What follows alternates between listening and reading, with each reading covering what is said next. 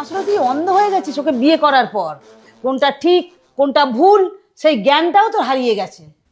দেখো মা, মাঝে মাঝে সম্পর্ক ভালো রাখার জন্য ছোটোখাটো ভুল ইগনোর করতে হয়। আর তাছাড়াও সব কাজেও যদি আমরা তার খুঁত বার করি, তাকে কথা শোনাই, সেই সম্পর্ক ভালো থাকবে তো? আমরা নিজেদের লোক হয়ে এগুলো যদি একটু অ্যাডজাস্টমেন্ট করে নিই তাহলে সেটা ভালো নয় কি? আর তাছাড়াও আমরা সব কাজ কি নিখুঁত করতে পারি? শোন, তুই তোর বইয়ের প্রেমে পড়ে 7 খুন মাফ করে দিতে পারিস, কিন্তু আমি পারবো না।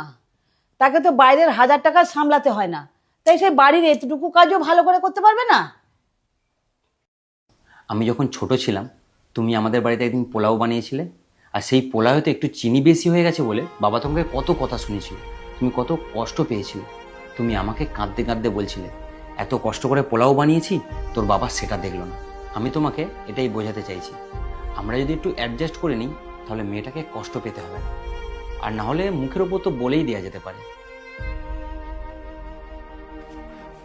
জামা কাপড়গুলো তোলা হয়ে গেছে, এবার একটু খেয়ে নেবো, তারপর বাসনগুলো মেজে ঘরটা ঝাড় দিয়ে দেবো।